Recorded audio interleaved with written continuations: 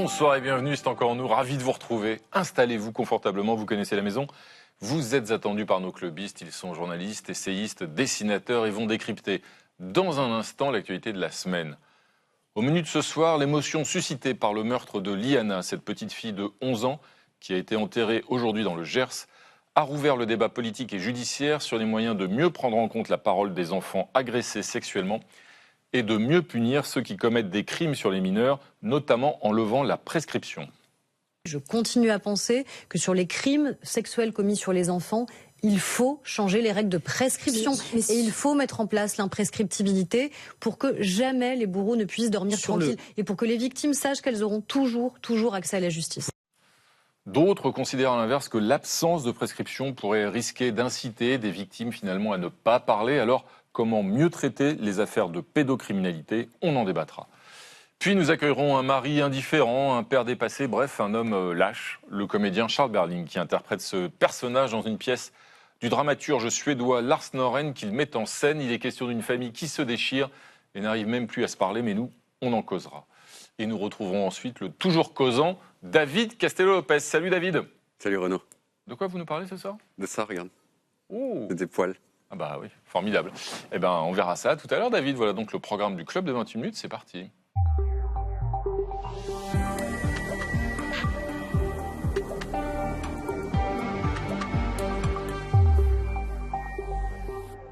Bonsoir Marjorie Adelson. Bonsoir Renaud. Ravi de vous retrouver, bienvenue à vous. Et Valérie Brochard. Bonsoir Renaud Dely. Ça va Valérie? Ça va très bien et vous? Bienvenue. Merci. Bien. Bienvenue à toutes les deux. Et voici nos invités de ce soir. Bonsoir Rokhaya Diallo. Bonsoir Renaud. Ravi de vous accueillir. Je rappelle que vous êtes journaliste, autrice et réalisatrice, éditorialiste pour The Guardian. Et je rappelle le titre de votre ouvrage, Dictionnaire amoureux du féminisme, paru chez Plomb. À vos côtés, Julie Graziani. Bonsoir Renaud. Bonsoir Julie, essayiste. Vous, votre dernier ouvrage s'intitule Les escrocs, le blanchiment des idées sales. Il est paru aux éditions de L'Artilleur. Et à vos côtés, Antoine Bueno. Bonsoir Salut Renaud. Antoine, bienvenue, essayiste bien sûr, et aussi conseiller technique développement durable et prospective au Sénat. Ouais. Et au pupitre, c'est notre ami Éric Truand. Salut Éric. Salut Renaud. Salut tout le monde. Bienvenue Éric, dessinateur de presse, bien sûr membre de Cartooning for Peace. Et je rappelle que vous contribuez quotidiennement aux médias en ligne Sans Doute et aux médias d'enquête Narval. Tout de suite Valérie, la première actualité de la semaine, c'est un grand cinéaste qui est empêché de participer à un festival à cause de sa nationalité, son tort, être israélien. Oui, Nadav Lapid devait participer au Festival international de cinéma de Marseille avant d'y renoncer sous la pression d'une dizaine de réalisateurs qui menaçaient de retirer leur film du festival pour protester contre sa présence. Il lui reproche le financement partiel de son film par un fonds israélien. Mais pour Nadav Lapid, pourtant très critique du gouvernement Netanyahou, ce boycott est une mise en accusation absurde. Je l'ai vécu mal puisque, encore une fois, c'est eux qui ont vu mon film qui était, je pense, un cri de cœur tourné au milieu de la guerre, au milieu du génocide, et qui a montré la dérive morale et la perversion de cette société israélienne qui est la mienne. Je préfère de ne pas qualifier ces gens comme antisémites. Je pense qu'il s'agit d'une sorte de purisme politique des gens engagés, frustrés, un peu fainéants et pas toujours suffisamment courageux finalement. Julie Graziani, vous avez sûrement suivi cette affaire et vous n'êtes pas sans savoir que mardi, des cinéastes parmi lesquels Michel Hazanavicius, Justine Triet ou encore Jacques Audiard ont apporté leur soutien aux réalisateurs israéliens en évoquant une faillite intellectuelle. Est-ce qu'ils ont raison? Oui, mais ça vient surtout du fait que les termes du débat sont mal posés avec un abus de langage. On parle de boycott. En réalité, il ne s'agit pas d'un boycott. Il s'agit d'une provocation à la discrimination contre une personne physique, en l'espèce ce réalisateur, mais bien d'autres personnes qui ont été touchées par les mêmes mécanismes qui aujourd'hui se mettent en place et prospèrent et sont acceptés à la faveur de cette confusion. Donc il faut rappeler qu'on peut boycotter un État, une institution. En revanche, boycotter une personne physique, ça s'appelle, je le répète, de la provocation à la discrimination et c'est absolument prohibé, c'est absolument pénal, pour une raison qu'on comprend très bien, c'est que les États ont une capacité à se défendre qui n'a aucun rapport avec celle d'un individu. Un individu est beaucoup plus vulnérable. Donc la loi l'a répété. Il est d'ailleurs douteux que ceux-là même, c'est-à-dire les mouvements de gauche et d'extrême gauche qui ont contribué à faire cette loi, cette jurisprudence, pour rappeler qu'en aucun cas on ne peut discriminer une personne sur le fondement de sa nationalité, de ses croyances ou opinions réelles ou supposées, ne comprennent pas aujourd'hui qu'ils sont en train de tomber dans ce travers gravissime. Et pourtant, Rokhaya Diallo, la réalisatrice Nariman Mari, qui est donc réalisatrice franco-algérienne, qui porte justement ce boycott, a déclaré « Aujourd'hui, je ne peux plus entendre cette idée qu'on lutte de l'intérieur, dire qu'on est contre le génocide, très bien, mais pour moi, cela ne suffit plus. » Est-ce que cette défense-là, elle est légitime ? En tout cas, ce que disent les partisans du boycott, c'est qu'il ne s'agit pas de boycotter les individus en raison de leurs origines ou de leur appartenance nationale, mais parce qu'ils ont un lien avec des institutions culturelles qui relèvent de ce pays. Et en fait, le boycott, justement, il s'attache à ne pas s'arrêter sur les individus, mais vraiment sur les institutions. Et à partir du moment où des institutions contribuent à la réalisation d'un film, ils estiment que ça participe au rayonnement potentiel d'un pays. Même si ce film, en l'occurrence, c'est l'œuvre de ce réalisateur, absolument. attaque au contraire le régime israélien. C'est ce que disent en fait les partisans du boycott, disent que c'est pas tant sa rectitude morale par rapport au génocide ni son œuvre qui est attaquée, mais véritablement le fait que son film, soutenu par des institutions israéliennes participe en fait à la normalisation du soutien à ce type d'institutions qui sont liées à Israël. Et eux s'inspirent de ce qui s'est passé par exemple en Afrique du Sud dans les années 1980 pendant l'apartheid, où effectivement il a été question de marginaliser le régime de l'Afrique du Sud et tout ce qui pouvait lui être lié pour l'invalider sur le plan des relations internationales et en fait faire exercer une forme de pression. Ne finançait pas des films critiquant l'apartheid. Le régime sud-africain ne finançait pas des films. Mais même à l'époque, mais surtout, c'est un gouvernement qui était visé. C'était pas un individu, c'était un gouvernement qui était visé. Et les productions culturelles aussi sud-africaines. Antoine Bueno. Pour moi, empêcher ce réalisateur ou demander qu'il ne participe pas à ce festival, c'est vraiment une rébellion d'opérette. D'autant plus que je rappelle qu'il est réfugié en France. Oui. Justement par objection à la politique de son pays. C'est-à-dire qu'il devrait au contraire être considéré, être vu comme une icône de cette objection de conscience, de cette opposition à la politique de Netanyahou, exactement ce que ceux qui ont demandé sa non-participation au festival réclament sur le fond. Juste pour rebondir là-dessus, encore une fois, c'est pas son individu, c'est comme quand on demande le boycott de la participation de certains pays à des jeux, à des compétitions sportives. Les sportifs peuvent avoir toutes les opinions possibles. En fait, c'est la symbolique du rattachement à ce pays-là. Il faudrait boycotter, par exemple, les cinéastes américains qui sont financés par des institutions du régime américain parce que Donald Trump c'est possible. Si on veut engager un boycott contre les États-Unis, on peut boycotter le tourisme, on peut boycotter la Coupe du Monde. Enfin, en tout cas, dans la logique du boycott, encore une fois, ce ne sont pas les qualités politiques, morales, individuelles de Nadav Lapid qui sont en question, et ils reconnaissent vraiment son engagement, mais l'idée qu'en fait, tout ce qui participe au rayonnement d'Israël nourrit le génocide et l'occupation coloniale. Un dessin d'Éric Truand. Oui, le dernier film de Nadav Lapid s'était appelé « Oui ». Et il s'est trouvé au moins une personne dans le public, toujours le même. Merci Eric. Valérie, votre duel de la semaine oppose maintenant deux leaders que l'on prenait pourtant pour de grands amis. Ah oui, à ma gauche, Donald Trump, 80 ans, tout rond dimanche, président des États-Unis. Et à droite, Benyamin Netanyahou, 76 ans, Premier ministre d'Israël depuis 2009, quasiment sans interruption. Longtemps, ces deux-là ont joué les vieux époux stratégiques avec l'Iran en ennemi commun, mais depuis que la trêve libanaise s'est déchirée, le mariage a pris l'eau le 1er juin dernier. Un cessez-le-feu partiel devait au moins protéger Beyrouth et sa banlieue. Mais dans le sud du pays, les échanges de tirs entre Israël et le Hezbollah se poursuivaient, tandis que les négociations menées sous parrainage américain butaient sur deux exigences, le retrait progressif de l'armée israélienne et le désarmement du Hezbollah. Alors Trump décroche son téléphone, appelle Netanyahou et lui lance « T'es complètement fou, tu serais en prison si ce n'était pas pour moi, je te sauve la mise, tout le monde te déteste maintenant, tout le monde déteste Israël à cause de ça ». 2 jours après avoir laissé fuiter cet échange, le président américain précisera les choses. I wouldn't say angry. I was a little bit perturbed at his constantly fighting with Lebanon. You know, at some point I said, Bibi, we got to stop this. We got to stop it.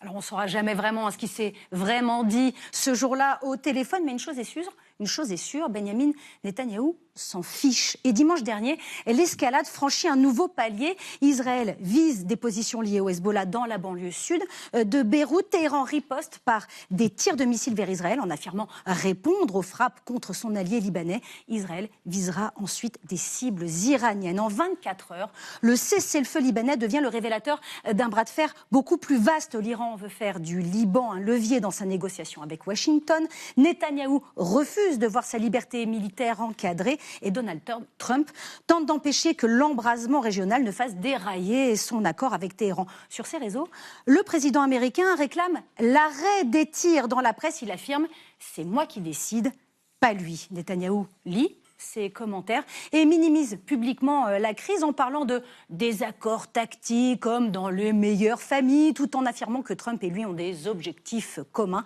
et restent de grands amis. Mais au moment de s'adresser directement aux Israéliens, le ton est nettement plus ferme. לישראל יש זכות מלאה להגנה עצמית, ואנו מממשים אותה ככל שהדבר נדרש. באחדות, בנחישות ובתבונה נגן על מדינת ישראל. ויחד, בעזרת השם, נחזיר את הביטחון לצפון. Netanyahou veut maintenir la pression. Trump cherche une sortie politique officiellement. L'alliance tient encore, mais pour la première fois et depuis longtemps, elle ne raconte plus une stratégie commune. Elle révèle deux urgences contradictoires. Antoine Bueno, au-delà des tensions, des invectives et des divergences tactiques, est-ce que cette alliance aujourd'hui, elle demeure un pilier dans la région, ou est-ce qu'on peut aujourd'hui officiellement dire que le divorce est consommé? Alors le divorce, il n'est pas consommé puisque la guerre, elle n'est pas terminée. Elle continue. En revanche, ça révèle quelque chose d'extrêmement fondamental, c'est qu'il y a une véritable divergence entre les deux, mais je dirais même une divergence dès le départ. Ouais. Alors à l'arrivée, il y en a un des deux qui veut terminer la guerre et l'autre qui veut la continuer. Ce qui divergeait dès le départ, c'est qu'ils se sont distribués les rôles et presque les objectifs militaires. L'objectif de Netanyahou et d'Israël, c'est de s'occuper des proxys de l'Iran. Et là, en l'occurrence, le Hezbollah. L'objectif des États-Unis, c'est surtout le programme nucléaire. Et donc ça, c'est extrêmement différent. Même vis-à-vis de leurs opinions publiques, il y a une divergence fondamentale, puisque Netanyahou, il va y avoir des élections, et il va y avoir aussi, vous le savez, des mid-terms. Pour les deux, il va y avoir des élections. Mais les attentes des deux peuples ne sont pas du tout les mêmes. Benyamin Netanyahou, il a besoin d'avoir des résultats en termes de guerre, donc que ça continue. Et tant qu'il y aura des roquettes de la part du Hezbollah, ça sera problématique pour lui. Alors que du côté de Trump, il faut que la guerre s'arrête au plus vite. Rokhaya Diallo, est-ce qu'au final, cette relation, on peut dire qu'elle est toujours solide ? Disons qu'il y a vraiment un écart entre ce qui se dit, donc les conversations qui fuitent, les interactions qu'on peut voir au niveau médiatique et la réalité du soutien financier et militaire américain qui n'a absolument jamais faibli. Donc Donald Trump, là, il fait un peu les gros yeux en prétendant observer une forme de divergence avec Benyamin Netanyahou. Le fait est qu'Israël, sans le soutien militaire et financier des États-Unis, ne peut absolument pas mener tous les fronts qui sont aujourd'hui déclenchés. Donc si les États-Unis voulaient véritablement remettre en question leur soutien, il leur suffirait de couper les vivres à Israël, alors que c'est quelque chose qui n'a jamais cessé depuis plusieurs décennies. Judy Graziani, et pourtant c'est la première fois quand même que, en tout cas dans les mots, les dissensions apparaissent de façon aussi spectaculaire. Oui, mais c'est pas la première fois que dans les mots avec Donald Trump, les dissensions apparaissent d'une manière générale avec ses partenaires. Il y a un fil rouge. Ce fil rouge, ça restera toujours le soutien des États-Unis à Israël, pour toutes les raisons qu'on connaît. Mais il s'affaiblit lui-même, Donald Trump, quand il dit Netanyahou ne m'obéit plus en quelque sorte. Ce fil rouge, il restera sans doute, mais après, il va y avoir ou des alliances de circonstances donc qui vont être remises en question. Et là, foncièrement, je pense que Donald Trump, quand on attaque ses intérêts économiques, il réagit toujours de la même manière. Il avait une altercation avec le chancelier Merz il y a quelques semaines. Et là, ce qui ne va pas, c'est la poursuite de cette guerre en Iran, dont il n'arrive pas à sortir, il n'arrive pas à avoir un accord. Et c'est ça, foncièrement, qui l'ulcère. Un dessin d'Éric Truand. Oui, alors si on ne sait pas comment s'est passé l'appel, on sait comment il s'est fini. Tu raccroches. Non, tu raccroches. Merci. Eric, c'est maintenant l'heure de la une internationale. C'était mercredi à la une du Belfast Telegraph, un quotidien d'Irlande du Nord. Violence dans les rues de Belfast, la capitale de l'Irlande du Nord, a été le théâtre de violentes manifestations, des véhicules et des maisons incendiées, des étrangers agressés, après la diffusion d'une vidéo montrant un homme portant des coups de couteau à un autre individu à terre. Ce suspect, on le voit à la une de ce journal, son image est floutée.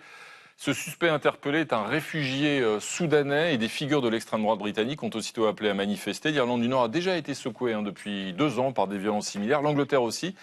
Rokhaya Diallo, qu'est-ce que ça dit de l'état de la société britannique ? Ça dit qu'il y a une vraie frayeur par rapport à ce que peut représenter l'immigration et des représentations extrêmement négatives. Et ça dit aussi la manière dont finalement les individus, quand ils ne sont pas immigrés, quand ils ne sont pas non-blancs, en fait, ils ont une individualité propre, c'est-à-dire qu'on ne prête pas à l'ensemble du groupe qui sont censés représenter leur tort, alors que dès lors qu'une personne immigrée, réfugiée, possiblement en situation régulière ou non, eh bien, on va attribuer sa violence à l'ensemble de sa catégorie et effectivement tirer des conclusions générales d'un acte qui reste un acte individuel. Ce qu'on pourrait noter quand même aussi, par exemple, c'est que la plupart des agresseurs, des gens qui produisent ce type de violence sont des hommes. Pour autant, on ne décide pas de s'en prendre à l'intégralité des hommes. Parmi les immigrés, il y a quand même la moitié qui sont des femmes. Et donc, avoir une lecture anti-immigration du fait de ces violences, c'est encore une fois généraliser des problématiques. C'est complètement raciste. C'est la mécanique du racisme, c'est qu'on généralise les actes d'un individu à l'ensemble d'un groupe supposé. Antoine Bueno, est-ce que dans cette affaire-là, il y a aussi une forme de responsabilité des réseaux sociaux? On sait qu'Elon Musk a aussi relayé des appels à manifester et donc je vous tends on ne s'est pas coordonné, mais ça fonctionne. C'est exactement ce que je voulais dire, c'est qu'on est quand même là dans un cas d'école, mais caricatural, de ce que Giuliano d'Ampoli appelle l'effet des ingénieurs du chaos, c'est-à-dire de l'alliance de deux forces qui hystérisent totalement la société. On voit jusqu'où ça peut aller, puis ça pourrait même, si on fait de la prospective, aller encore plus loin. Avec d'un côté des populistes qui ont toujours existé, qui se sont toujours nourris de ça, mais qui sont aujourd'hui extrêmement propulsés par la viralité des plateformes, des big tech, en fait, des réseaux sociaux. Et ça donne un résultat qui est totalement incontrôlable. Propulsé pas uniquement par les plateformes, on va dire, en tout cas de manière virtuelle, puisqu'il y a aussi des sondages d'opinion qui mettent Nigel Farage et son parti Reform UK très en avant. Donc l'extrême droite est au port du pouvoir au Royaume-Uni. Et c'est justement la question que j'étais en train de me poser aussi, parce que depuis 2022, on a l'impression que ces émeutes anti-immigration se concentrent beaucoup au Royaume-Uni et en République d'Irlande. Si on repère les occurrences des dernières années, elles sont particulièrement fréquentes, réitérées et violentes. Alors même que le Royaume-Uni avait cette tradition du Commonwealth, que nous, on n'a pas dans d'autres États-nations qui sont beaucoup plus nationalistes de structure dans le reste de l'Europe, et que logiquement, le Commonwealth devait inciter davantage au multiculturalisme, à l'échange... il devait inciter moins normalement à des discours anti-immigration. C'est aussi l'échec de ce modèle anglo-saxon. Donc il y a quelque chose à creuser là-dedans. J'ai pas la solution, mais il y a quelque chose qui s'est grippé. Un dessin d'Éric Truand.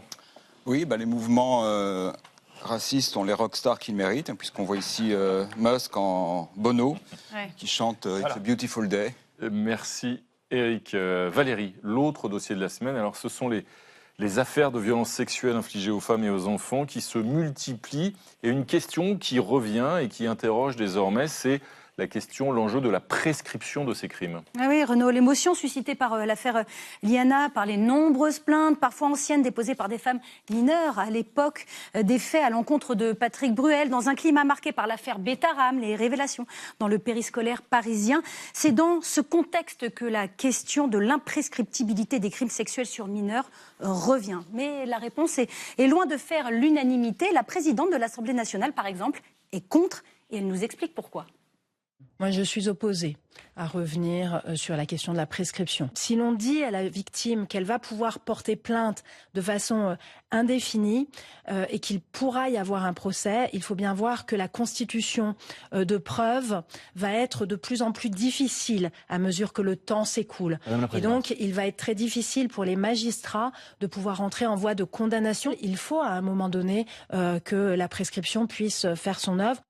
Julie Graziani, qu'est-ce que vous en pensez? Est-ce qu'elle a raison? Alors d'abord, rappelez que ça vaut quand même le coup de porter plainte, même après la prescription, puisqu'on sait que ça peut susciter d'autres témoignages d'affaires qui ne sont pas prescrites. Ensuite, la prescription, c'est très important parce que ça dit quelque chose de la gravité qu'une société attache aux actes et aux crimes en l'espèce. Dites-vous qu'à l'époque, c'est incroyable, on l'a oublié, on est en 2000, c'est pas si ancien. En 2000, la prescription pour des viols sur mineurs de moins de 15 ans était à 10 ans après la majorité. C'est-à-dire qu'une femme ou un enfant agressé n'avait que jusqu'à 28 ans pour porter plainte. Aujourd'hui, c'est 30 ans. Donc aujourd'hui, bien sûr, on a allongé et c'est heureux. Maintenant, en allongeant, il ne faut pas pour autant qu'on perde de vue le problème principal qui est celui du probatoire. parce que les affaires échouent en général à faire condamner l'agresseur sur la question des preuves.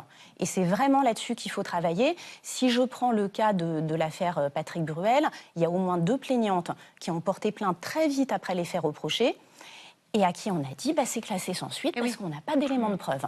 Et là, il y a une vraie formation des magistrats et de la justice à faire, parce que c'est comme si on attendait un peu des éléments de preuve irréfutables, mais ça ne se passe pas comme ça. Et pourtant, dans d'autres domaines du droit, en pénal, en matière de fraude, on sait travailler à partir de faisceaux d'indices concordants et reconstruire une culpabilité à partir de ça, sans attendre la preuve absolument évidente et incontestable. Et ça, on ne sait pas le faire pour les affaires sexuelles. Aujourd'hui, Rokhaya Diallo, l'imprescriptibilité, elle est réservée aux crimes contre l'humanité. Est-ce que si on l'adapte aussi à ce genre de crimes sexuels sur mineurs, est-ce qu'on mélange un peu les genres? Qu'est-ce que vous en pensez? Ce que disent les collectifs qui sont favorables à l'imprescriptibilité, c'est que le fait de s'en prendre à un enfant, c'est justement une attitude criminelle qui relève du même ordre que le crime contre l'humanité. C'est ce qui les motive dans leur volonté de faire évoluer la loi en ce sens. Ce qu'il faut dire aussi, c'est qu'il y a déjà des évolutions, notamment par rapport à ce qu'on appelle la prescription glissante, où effectivement, on considère que la prescription peut, quand il y a des crimes qui sont réalisés de manière sérielle, on peut faire évoluer la prescription du crime le plus ancien en l'alignant sur le crime le plus récent. Donc ça, c'est déjà une évolution récente du droit. Ça veut dire que cette prescription-là, on peut la faire bouger. Et ce qu'on remarque aussi, c'est que beaucoup de femmes, en fait, révèlent les viols dont elles sont victimes entre 48 et 50 ans. Donc, en fait, 48 ans, c'est la limite, puisque c'est 30 ans après les 18 ans. Mais à 50 ans, on sait qu'on n'est plus à même de faire valoir le crime qu'on a subi. Donc, c'est la question. Mais la réalité, ce que je trouve quand même assez surprenant, c'est que c'était une préconisation de la Civise, dont les conclusions n'ont pas été retenues, ont été balayées d'un revers de manche. Et malheureusement, il a fallu le meurtre d'une petite fille pour qu'aujourd'hui on considère enfin cette préconisation. Marjorie. Antoine Baudot, vous êtes d'accord avec ça? Est-ce qu'une éventuelle imprescriptibilité serait en accord avec la réalité dans le cas des mineurs, justement? Alors, je pense que ce débat-là, il renvoie à une question de société qui est presque éthique et philosophique. C'est-à-dire que ça dépend concrètement de ce qu'on attend de la justice. Est-ce que la justice, elle doit être rendue pour la société, ou est-ce que la justice, elle doit être rendue pour là ou les victimes? Et c'est pas du tout les mêmes perspectives, et on est aujourd'hui dans un basculement, un changement, c'est-à-dire qu'on est en train de passer d'une conception classique de la justice rendue pour la société. Si c'est rendu pour la société, alors il faut maintenir la prescription, parce que pourquoi elle est là, cette prescription? Pour plein de raisons, mais en particulier pour limiter le risque d'erreur judiciaire. Ça, c'est le point de vue de la société.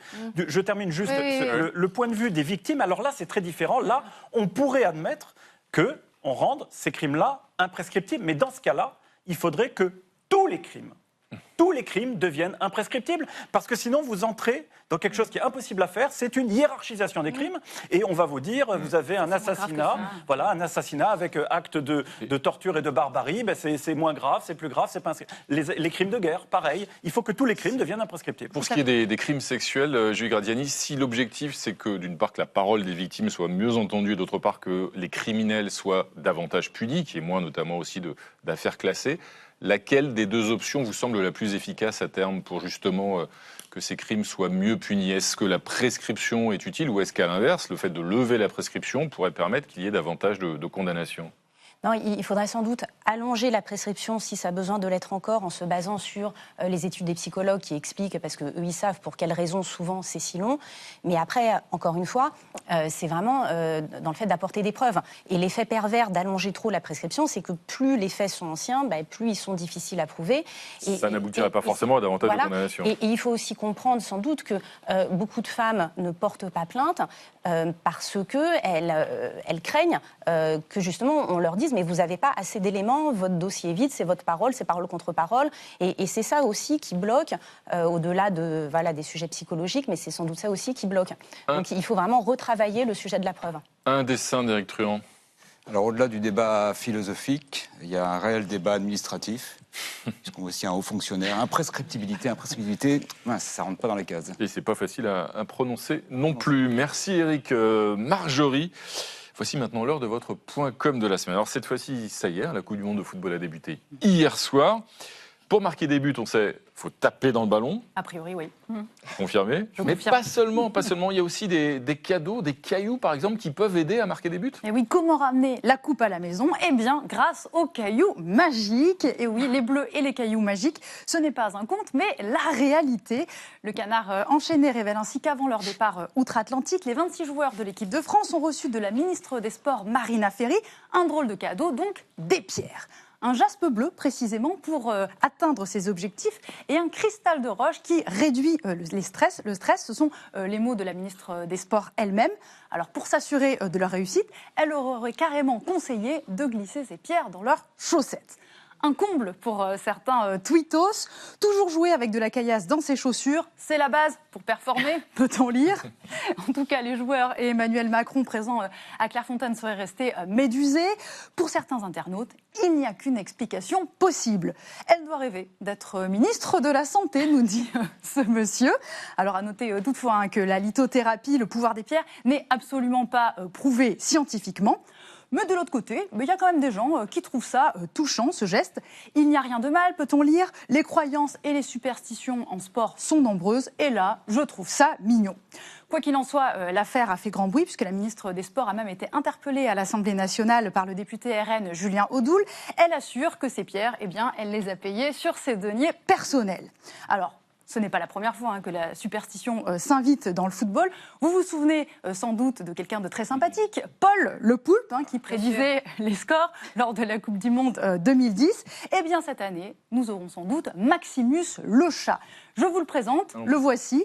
Il s'agit du chat du Premier ministre belge. Alors, sur les réseaux, c'est vraiment une star. Il a même sa propre page Instagram. Alors, vous remarquez là l'affiche derrière lui. Il a sa petite tête de chat, sur le corps du poulpe, en référence. Eh bien, mercredi, le ministre belge a annoncé que son félin donnerait les pronostics pour cette Coupe du Monde. On les attend pour voir s'il est aussi doué que Paul Le Poulpe. En tout cas, c'est une manière comme ça d'occuper l'espace pour les hommes et femmes politiques, de se saisir évidemment de la question du football, sur l'engouement aussi, et de se rapprocher des fans. Et qui dit fan, Renaud, dit maillot. Alors, il y a plusieurs maillots disponibles, évidemment. Il y a celui, par exemple, de Mbappé, celui de Dembélé, ou encore celui de Jean-Luc Mélenchon. Et oui, la France insoumise a profité de la Coupe du Monde pour commercialiser un maillot du chef de file des LFI. Vous le voyez, le numéro, c'est le 27. Alors, à la place de FFF, on retrouve LFI. Un comble quand même quand on sait que Jean-Luc Mélenchon n'aime pas vraiment le foot. Mais l'important, quand on est un politique, c'est quand même d'occuper l'espace sur la question du football ou encore de faire illusion. Eh bien, en parlant d'illusion, je vous propose de regarder le chef, Jacques Chirac. Souvenez-vous, lors de la Coupe du Monde de 98, juste avant la finale contre le Brésil, lorsque le speaker annonce le prénom des joueurs de l'équipe de France, tout le stade crie leur nom de famille. Mais alors Jacques Chirac, lui, il ne connaît pas les noms et il va faire une sorte de karaoké en yaourt. Voilà, nous avons une imitation parfaite. Très bien, Valérie. Valérie qui imite magnifiquement Chirac silencieux. Donc, voilà, imitation qui fera beaucoup rire. Rokhaya Diallo, est-ce que c'est possible, quand on est un homme ou une femme politique, de ne pas aimer le foot ? Oui, je pense que c'est possible. Je pense que ce qui est le plus désastreux en termes de communication, c'est de faire semblant. Et vraiment, je crois que les images qui simulent une forme d'intérêt pour le foot ne fonctionnent pas. Et d'ailleurs, les deux personnes qui sont deux des personnes qui sont très bien placées pour l'élection présidentielle, que ce soit Marine Le Pen ou Jean-Luc Mélenchon, ne sont absolument pas fans de foot. Et je pense que leurs électeurs potentiels ne leur en tiendront pas rigueur. Antoine Bueno ? Non, moi je me demande toujours comment on peut aimer le foot. Mais c'est... Oh non, Antoine, je vous expliquerai hors antenne. Vous allez vous faire de la voilà, même si on n'a pas la base, on se laisse prendre au jeu en fait. Rokhaya, elle a dit, il ne faut pas faire semblant. Oui, non, là vous n'avez pas fait semblant, c'est clair. Un dessin d'Éric Truand. Oui, donc non seulement ils ne portent pas vraiment chance, mais ils peuvent également être dangereux, parce qu'on voit ici la chatte à Dédé, et avaler les cailloux. Donc attention. La fameuse chance de Didier Deschamps. Merci Eric. Mes amis, vous avez chacun choisi une photo qui illustre à vos yeux un autre sujet d'actualité de la semaine. On va commencer, vous vouliez aborder ce sujet les uns et les autres. On va commencer donc, Rokhaya Diallo, par votre photo. Il s'agit de la patrouille de France, à l'occasion donc du 250e anniversaire de l'indépendance des Les États-Unis. États-Unis qui ont eu lieu le 4 juillet 1776. Et donc la patrouille de France, ce qu'elle fait rarement, a survolé le 9 juin la Statue de la Liberté. Alors c'est évidemment une référence à la contribution de la France dans l'indépendance des États-Unis et au fait que la Statue de la Liberté a été conçue par un architecte français et offerte par la France aux États-Unis en symbole de liberté. Et d'autres lieux emblématiques des États-Unis seront survolés par la patrouille de France dans le cadre de cette mission qui s'appelle Liberté 250, en référence à cet anniversaire.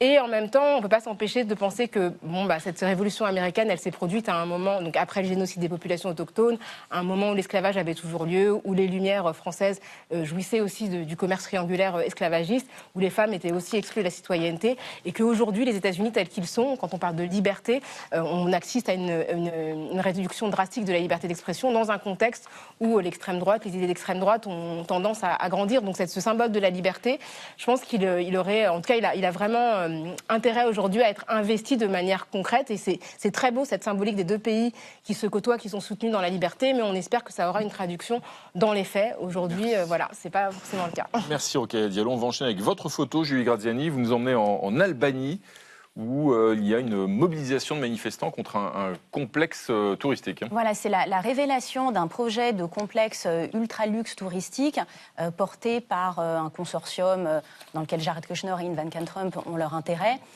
qui a mis le feu aux poudres et suscité des manifestations quand même assez importantes, comme vous le voyez sur l'image. Le motif allégué de la protestation, c'est l'impact environnemental et le caractère ostentatoire du luxe dans un pays qui reste encore très pauvre. Toutefois, l'Albanie mise sur le développement touristique. Elle a quadruplé ses touristes en 4 ou 5 ans. Donc c'est très important pour elle économiquement. Et je me suis demandé au fond si d'autres projets avaient sur les mêmes accusations fait l'objet d'autant de protestations. Et en fait non, pas forcément, puisqu'il y a évidemment d'autres complexes touristiques. Donc là en fait ce qui est reproché, c'est pas tellement le côté environnemental sans doute qui sert de prétexte, mais c'est sans doute le caractère lié au Trump et à la famille Trump, la présence des Trump et le sentiment que le Premier ministre a eu un peu une décision rapide façon fait du prince. Merci Julie Graziani. On finit avec votre photo, Antoine Buenot. Alors vous nous avez avoué il y a un instant, personne n'est parfait, que vous n'aimez pas le foot. Mais en revanche, vous êtes passionné par les sacs à main en peau de dinosaures. Voilà. Qui ont donc été mis aux enchères. C'est le cas de ce sac à main en peau de dinosaure. Oui, alors je crois qu'il n'y en a qu'un seul exemplaire. Vous avez employé le pluriel. C'est une pochette, un sac à main en peau de T-Rex. Ah, Lombon. Oui, qui a été mis en vente hier à Drouot. Alors, c'est pas vraiment de la peau de dinosaure, parce que pour qu'on puisse faire du cuir de dinosaure, il faudrait qu'on ait la peau de dinosaure, de la peau de T-Rex. C'est pas le cas, mais c'est presque encore plus effrayant puisque c'est une peau reconstituée à partir de collagène qu'on a retrouvé dans un fémur de T-Rex. On peut pas dire que ce soit un succès commercial parce que finalement il ne s'est pas vendu. Il a été mis à prix quand même à 100 000 euros. Oui, il y a quelqu'un qui a enchéri jusqu'à 150 000, mais comme il était évalué à 300 000, eh bien ça n'est pas parti. C'est quand même un symbole anthropologique extraordinaire parce qu'on fait vraiment de l'humanité avec ça, voilà. Le prédateur ultime. On n'est pas encore dans Jurassic Park, mais c'est de moins en moins de la science-fiction. En tout cas, ça vous passionne. Ah, j'adore. Merci Antoine. Un dessin d'Éric Truand. Oui, sur le sujet le plus léger des trois, on va dire. Je boucle un peu avec le premier sujet, puisqu'on voit là des manifestants non aux réalisateurs israéliens et non au massacre des bébés T-Rex. Merci Éric. C'est maintenant l'heure d'accueillir notre invité de la semaine. Le comédien Charles Berling, qui joue et met en scène 2 pièces du dramaturge suédois Lars Norén au Théâtre de l'Atelier à Paris. Bonsoir, bienvenue. Alors, parlons d'abord de Lost and Found. Charles Berling, dans cette pièce, vous interprétez un mari dépassé, un père lâche qui regarde assez indifférent d'ailleurs sa famille se disloquer un dimanche de novembre. Bref, ce personnage, c'est quand même un gros mollasson. C'est même... c'est une vraie tête à claque, même. Oui, c'est vrai. Est-ce que c'est jouissif pour vous de jouer un personnage aussi flasque ? C'est-à-dire Lars Norén écrit des personnages masculins souvent, il montre bien les défauts que la gente masculine peut avoir. Et là, il s'en prive pas. Donc oui, c'est une femme qui se débat pour essayer de comprendre comment gérer, comment vivre, comment communiquer avec la jeune génération. Donc la fille qu'on voit, la Louise, qui joue Anne, et puis le garçon, Pierre Thierry Grillet, et donc c'est une génération, comme on le sait un petit peu toutes et tous ici, c'est-à-dire qui n'est pas toujours facile. Et donc c'est des pièces des années 90, puisque moi j'ai monté un diptyque, il y a aussi C'est si simple l'amour qu'on joue une partie de la semaine, et Lost on Found. Et donc ce sont des tragicomédies qu'il écrit avec des regards particulièrement vifs, acides, violents même, je dirais, sur la société. Et sur les hommes aussi, parce que c'est beaucoup des rôles de femmes. Sur la question des générations dont vous parliez, dans la pièce, les parents sont progressistes, ils ont un fils qui est extrême droite, une fille qui est, on va dire, très torturée. Est-ce que, justement, cette différence de génération, cette incompréhension, elle est inévitable ? Je crois que Lars Norén est un immense poète et qu'il observe la société dans laquelle il vit. Alors lui, il est suédois, il a écrit ça dans les années 90. Ça dit long aussi justement sur son aspect visionnaire, parce que je pense qu'aujourd'hui, il y a une bourgeoisie comme ça, bien pensante, de gauche, qui s'aperçoit qu'elle est un petit peu débordée par la vie qu'elle a engendrée. Donc c'est un peu ça qu'il a voulu raconter, Lars Norén. Parce qu'il observait... Mais Lars Norén est un auteur qui observait aussi bien des clochards, disons, sur une place de Stockholm, que la bourgeoisie. Enfin, c'est quelqu'un qui a une vision, je trouve, de la société extrêmement large, et c'est ça qui est fort. Et encore une fois, il écrit beaucoup pour les femmes. C'est pour ça que je voulais monter cette pièce aussi. Une vision de la société et un public présent, très présent, quasiment sur scène. Pourquoi ? Alors, parce que, pour moi, la société que j'observe de mon côté, c'était avec les réseaux sociaux, c'est-à-dire j'ai l'impression que tout le monde est dans le salon de tout le monde. Donc j'avais envie déjà de casser le quatrième mur, de pas faire du théâtre en genre, voilà, vous voyez, là-bas, c'est loin. Là, vraiment, dans les deux pièces, il y a du public sur scène, à côté des... Voilà, un peu comme Love Story, c'est-à-dire on a vu la télé-réalité a amené ça, c'est-à-dire que finalement le public est avec nous dans le salon. C'est aussi parce que ça change quelque chose dans votre façon de jouer, d'ailleurs. Oui, parce que je dirais, c'est violent pour nous aussi, parce que le public est très près, donc on vous observe comme ça. Le public en général qui est sur le plateau est absolument enchanté. Il est dans cette chose qui est magnifique au théâtre, c'est-à-dire qu'est-ce qui est vrai, qu'est-ce qui est faux. Est-ce qu'ils sont en train de jouer ? Est-ce qu'ils sont vraiment en train de se parler comme ça ? C'est-à-dire ça, le théâtre peut apporter, je dirais, quelque chose comme de la vérité, parce qu'il avoue dès le départ, voilà, ce que vous avez sous les yeux, c'est une fiction, c'est faux. Et le théâtre et une pièce transmet aussi, raconte une histoire, raconte une image de la société. C'est le cas évidemment de ce qu'a écrit Lars Norén, et ça devient parfois un enjeu politique. Je pense à une question d'actualité, Charles Berning. Le maire de Castres, le maire du RN de Castres, vient de décider de retirer de la programmation culturelle de sa ville une pièce, la pièce Passeport d'Alexis Michalik, parce que cette pièce, elle raconte le parcours d'un réfugié érythréen. Est-ce que ça, à vos yeux, ce sont des menaces de censure qui peuvent peser parfois sur certains spectacles, justement, ou est-ce qu'après tout, c'est le droit le plus strict d'un maire de choisir la programmation de son théâtre ? André Malraux disait à l'époque, parce que l'Assemblée nationale voulait censurer une pièce de Jean Genet à l'Odéon, il disait, le jour où un politique s'occupe de savoir et de définir ce qu'est l'art, c'est le début de la dictature et du totalitarisme. C'est pas plus compliqué que ça. Moi, je dirige une scène nationale depuis 15 ans. J'ai d'ailleurs passé la main là cet été. Oui, mais les politiques ne m'ont jamais dit tu programmes ci ou tu programmes ça. Dès qu'ils commencent à faire ça, je dis, c'est la ligne rouge absolue, en fait. Et Malraux avait 1000 fois raison, c'est pas pour rien, en fait.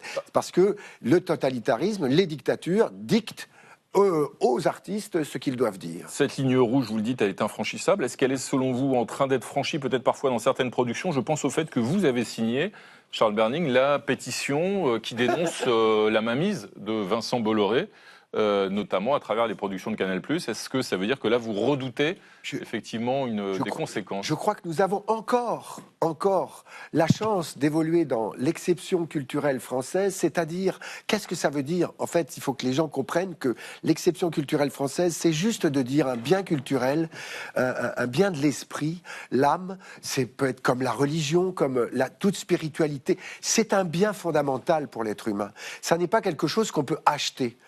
je dis souvent, si vous achetez l'amour, ça s'appelle la prostitution, en fait. Ça n'est plus l'amour, vous comprenez? Donc, les âmes et la culture, l'art. Et moi, je défends avec ces pièces, justement, un artiste fort comme Lars Norén, qui n'est pas un artiste, comment dirais-je, mainstream, consensuel. Et nous, à le jouer tous les soirs, je vous assure qu'on le sent, parce que ça crée une électricité dans le public. Moi, je joue un personnage, Robert, il est homophobe, antisémite, misogyne, jaloux comme un pou. Il a voulu montrer ça, il a dit, voilà, regardons l'humanité, c'est aussi ça. Et il faut aller avoir cette humanité, justement, cette exception culturelle française dont vous parlez, là, à la mode suédoise, en l'occurrence, avec ces 2 pièces de Lars Norén que vous interprétez et que vous mettez en scène au Théâtre de l'Atelier à Paris. C'est si simple l'amour jusqu'au 1er juillet et Lost and Found jusqu'au 28 juin. Merci Charles Berling d'être passé par le plateau du Club de 28 minutes. Un dessin d'Éric Truand. Oui, je vous propose un autre huis clos dans un salon avec un père désabusé. Arte. Bobo, beauf. Merci Éric. Et c'est maintenant l'heure de retrouver notre ami David Castello-Lopez. En vrai, sur le plateau, le voici. Bonsoir David. Chaque semaine, vous venez donc nous parler d'un objet. Votre chronique, je le rappelle, s'appelle Le monde des choses. Le monde des choses, le monde des choses. Alors, posez cette chaise, David. Vous allez donc ce soir nous causer d'un truc au poil. Les poils. Oui, tout à fait. Alors, je dis poils, mais on ne va pas parler que de poils aujourd'hui. On va parler plus généralement de l'ensemble des récipients en métal dont on se sert pour cuire des choses. Ces récipients, on peut les classer par forme. Vous avez ici une poêle, donc. Ça, c'est une casserole. Vous voyez qu'on apprend des trucs avec moi. Ouais. Quand une casserole possède non pas une poignée longue, mais 2 poignées courtes, comme ici on parle de faitout. Quand ce faitout dépasse une certaine hauteur, ça devient une marmite. Et quand une casserole, en revanche, est basse et large, on appelle ça, Valérie ? Je ne sais rien. Une sauteuse, une sauteuse, voilà. Mais on peut aussi classer ces récipients. On peut aussi classer ces récipients par matériaux de fabrication. On a la tôle émaillée, souvent décorée avec des fleurs qui étaient partout chez nos grands-mères, la fonte qui pèse 1 tonne et qui est difficile d'entretien, et bien sûr les reines des cuisines contemporaines, les poêles anti-adhésives qui ont 2 avantages. 1, ça colle pas quand vous faites chauffer des trucs dedans. Et 2, vous pouvez mettre moins d'huile pour cuire les choses, ce qui limite les risques de surpoids et donc de décès, puisque l'un et l'autre sont un petit peu corrélés. Mais depuis quelques années, ces poêles anti-adhésives sont attaquées de toutes parts à cause précisément des substances qu'on utilise pour les rendre anti-adhésives, les fameux PFAS, polluants éternels, dont on sait qu'ils sont pas bons pour la planète et dont certains sont mauvais pour la santé. Et c'est dans ce contexte qu'un matériau assez ancien a fait un comeback retentissant ces dernières années, l'inox. Alors, l'inox, ça veut dire l'inoxydable, c'est très sympa pour la nature et pour la santé, mais disons-le, c'est légèrement plus relou au niveau de l'utilisation. Il faut faire chauffer la poêle doucement et surtout pratiquer un test devenu célèbre chez les bobos comme moi et qu'on appelle le test de la bille d'eau. Vous prenez un petit bol avec de l'eau, vous envoyez quelques gouttes dans votre poêle. Si les gouttes s'évaporent, comme là, ça veut dire que la poêle est pas assez chaude. Il faut donc attendre encore un petit peu. Le bon moment, c'est quand les gouttes forment des perles qui roulent sur la surface de la poêle. Je l'ai filmé au ralenti pour vous. Regardez comme c'est beau. C'est magnifique. Regardez-moi ces explosions de perles dans la poêle chaude. Ensuite, on met de la matière grasse et normalement, j'ai bien dit normalement, ça accroche pas. Mais il m'est arrivé assez souvent de faire le test et que ça accroche un peu. Comme ça approche un peu quand même, comme on le voit ici. Vous voyez, il y a un petit bout qui reste accroché.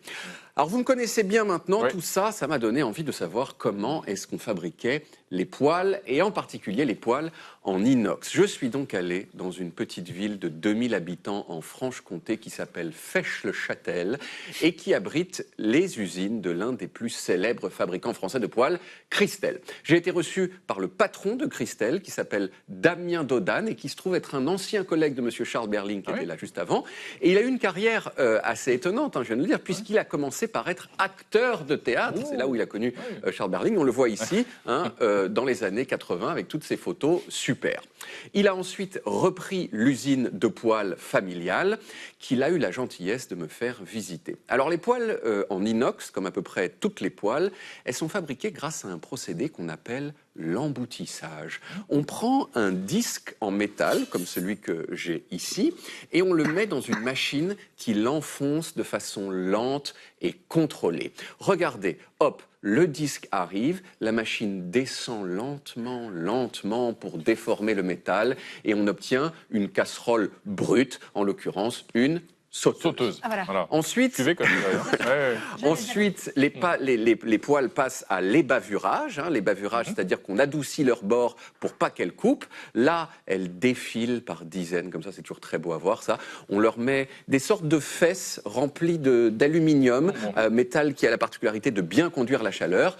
On les ponce, on les grave au laser, on leur met des petites oreilles et voilà le travail à la fin. Avec cette particularité des poêles, Christelle, c'est qu'elles ont une poignée amovible. C'était les premiers à proposer ça dans les années 80. Alors, Renaud, comme d'habitude, je pense que vous avez mérité un cadeau. Bien sûr, ces poêles, c'est les miennes, vous ne les aurez pas. Mais en revanche, ce disque en métal, ça vous pouvez en faire ce que vous voulez. Peut-être un frisbee contondant. Absolument, je vais voir ça. Oui. Mais merci beaucoup, David. Vraiment, vous me gâtez semaine après semaine. C'est toujours un plaisir. Merci beaucoup. Un dernier dessin d'Éric Truand. Oui, je me demandais si David pouvait pas faire une petite leçon de choses ce week-end. C'est un autre usage. C'est pas possible et si juste. Et ça... Ah, c'est marrant, oui, il y a un faux air quand même. Oui, enfin bon. C'est le personnage à gauche, David. Oui. Bravo, Eric, bravo. Merci à tous, les amis. On se retrouve comme ça demain à la même heure, 20h05, et vous ça sur Arte pour 28 minutes samedi et son club international. Comme toujours, on va se quitter en musique avec un clin d'œil à votre chronique de tout à l'heure, Marjorie. Parce que nous aussi, on va encourager les Bleus bien sûr, qui joueront leur premier match mardi soir face au Sénégal. Mais on ne va pas les encourager avec des pierres magiques, comme la ministre des Sports. Non, nous, notre baguette magique à nous, elle s'appelle Dalida. Allez, la France, tchuss.